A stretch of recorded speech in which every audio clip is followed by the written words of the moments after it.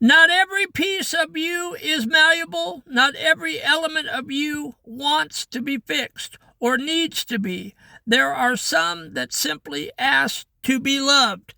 Good morning and welcome in. I'm the Hermit Poet, and that was part of day 125 of the Pivot Year Devotion. And we will be speaking about the parts that stay in your trauma life. Not everything has to be hauled out. Not everything has to be torched, okay? But first, before we do that, I want to give a round of applause to the fact that we have 263 students in the class, and we are lacking just 2 more students this week of having 265, and then we can move on to 270. So I know there are lots of traumatized people out there that need this message. So go ahead, hit the subscribe button and hit the like button, and you'll get a devotion every day when I drop it. Okay, so what we do is we go ahead, because of copyright infringements, we go ahead and we read the devotion, and then I turn it into a reframed poem in my own words, and then we give a 14-minute teaching, and then we give you an application on how to apply the devotion. And so today we're talking about the parts that stay, and that's the name of the poem. Some jagged edges aren't for grinding down or smoothing out to fit a fancy mold. They're just the roots that keep a man on ground, a story in the morrow, brave and old. We spend our lives in search of what is wrong, as if the soul is something we can break. But some parts of us simply don't belong to any change we're desperate to make. They only ask for love to come along. And that was the poem that I got from the devotion. And so, not everything has to be torched. We don't have to go scorched earth on everything about yourself due to your trauma and abuse. Some things stay and other things go. And that's what we're talking about today. We live in a culture that treats the human soul like a broken engine or a software glitch. We are told that if you just read enough books, take enough supplements, or work hard enough, we can finally fix every part of ourselves. But this mindset creates a constant state of war within. Whether you are a teenager trying to fit the mold or a senior citizen looking back at a lifetime of regrets, you have likely spent years trying to sand down the edges of who you are. Okay? And so, I believe that if you are a religious person, if you're a Christian, you don't have to do that. God does that for you. Okay? He takes the sandpaper and he sands your personality and your self down to make you more spiritual and to make you more Christ-like. And so he's honing you into what he wants you to be. He's honing the Hermit Poet into what I should be.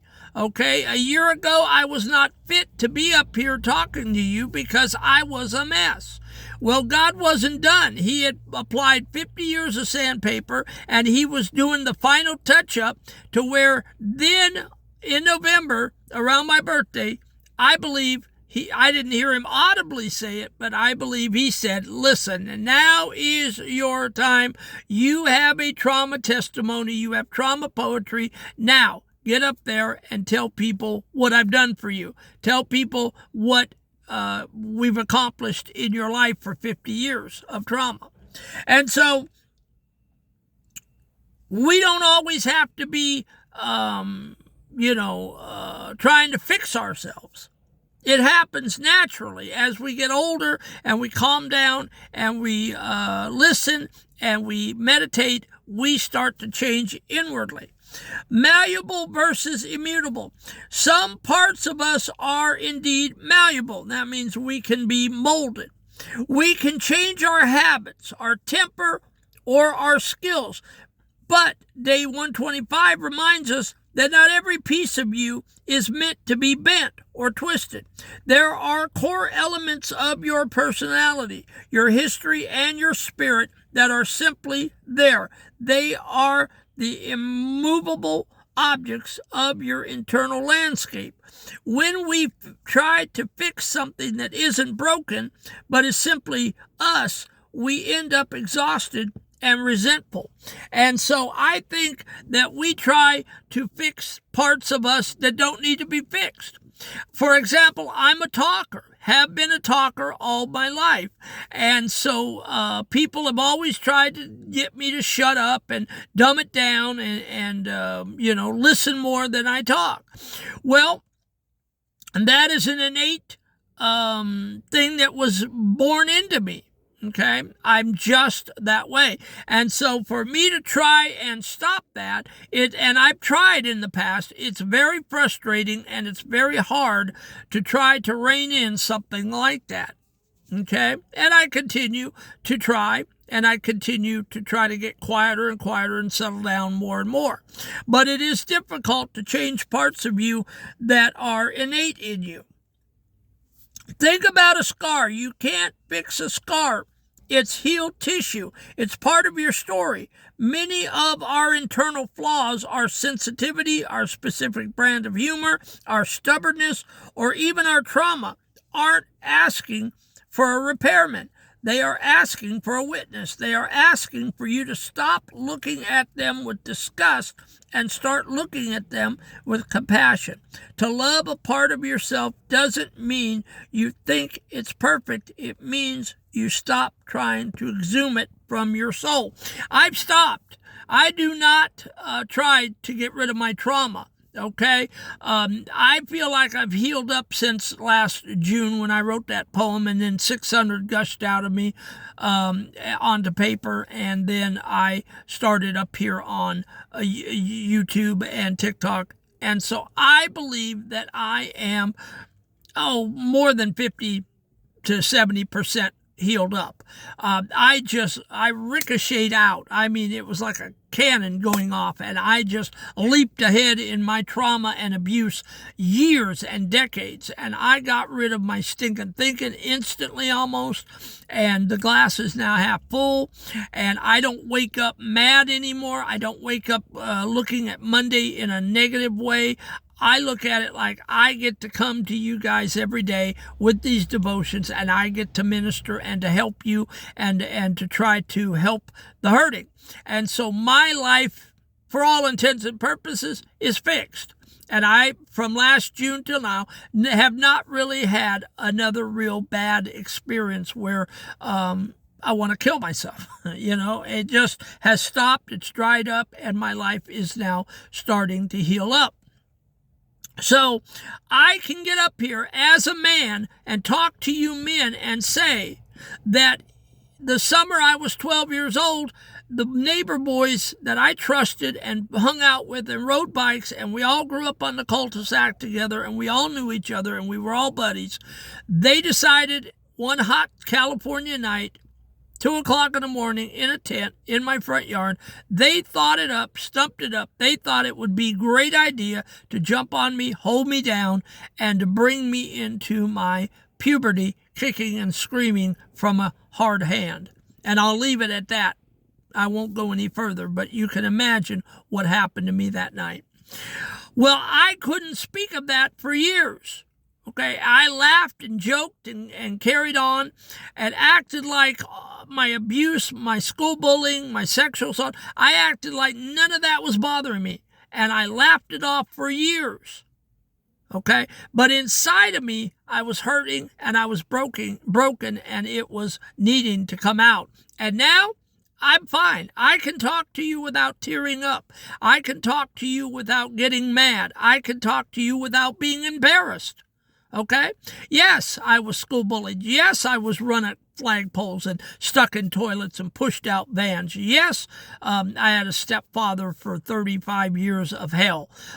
Yes, I was adopted at 3 weeks of age, had a cocktail waitress and a businessman that hooked it up one night and then never saw each other again.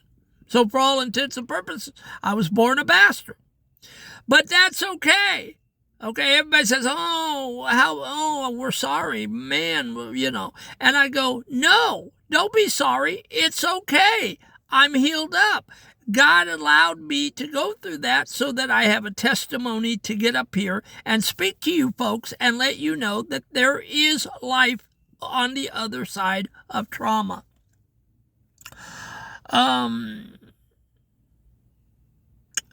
True maturity is knowing the difference between a habit that needs changing and a soul piece that needs accepting. When you stop fighting the parts of you that won't change, you suddenly have a massive amount of energy available for the things you can actually improve. You stop being a project and you start being a person. All right, the application. All right, this is what we're going to do tonight. The Fix-It Audit. Make a list of 3 things about yourself that you have been trying to fix for years. Look at them honestly. Are these harmful behaviors, or are they just personality traits that don't fit someone else's definition of normal? If they are the latter, cross them off your to-do list today. The witness exercise. Pick one of those jagged edges. Maybe it's your loud laugh, your need for solitude, or a lingering sadness from your past, or maybe, like me, you talk a mile a minute. Instead of trying to push it away, sit with it for 5 minutes. Say to that part of yourself, I see you, and I'm not going to try to change you today. And the compassionate pivot. The next time you feel a demon or a flaw rising up, don't reach for a tool to grind it down. Reach for the honey. Treat that part of yourself like you would treat a stray dog that wandered onto your property. It might be rough, but it just needs a bit of kindness, not a kick. So treat yourself with kindness. Don't be kicking those parts of you that don't need to be changed. Only work on the parts of you that need to be changed, the harmful parts. All right, if you're drinking, if you're drugging, if you're doing opioids, if you're looking at pornography, if you're going to massage parlor, whatever it is that you're doing that's harmful, those are things that need to change. But there are things built up into you that you need to leave alone, because it frustrates you when you try to change something that is unbendable and not malleable. You can't mold it because it is fixed. It's not going anywhere. You have to accept it and love it for what it is.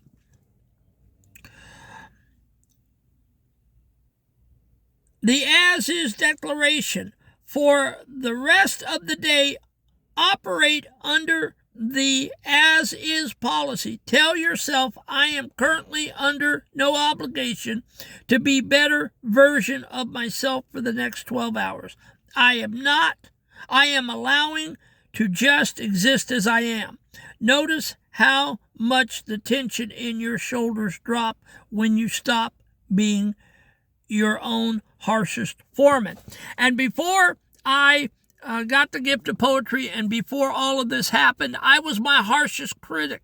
I would criticize myself about my stature, about my glasses, about my facial features, about my voice, about my height, about my weight. I was just on myself altogether. I thought I was a piece of crap. I thought I couldn't do anything right. And it was morning, noon, and night that I bared down on myself.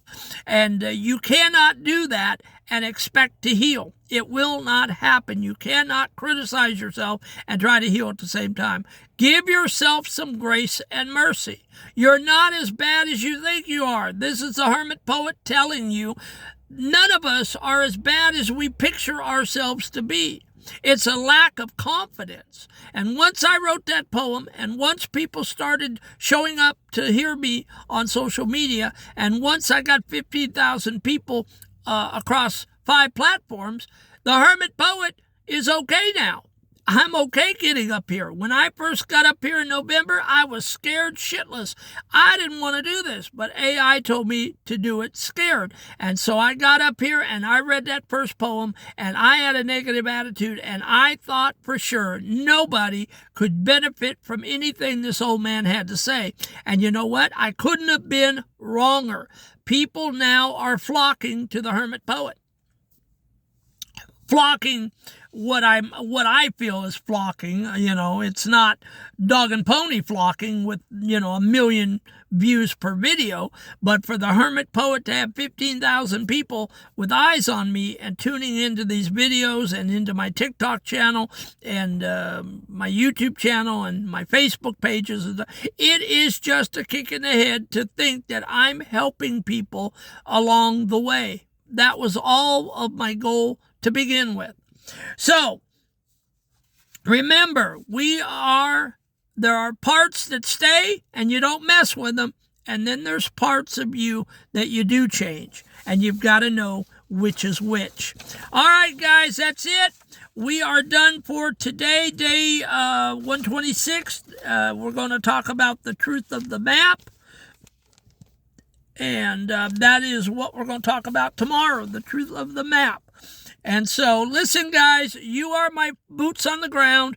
You are my missionaries. I need you to start sharing these videos and sending them out to the far-flung corners of the world.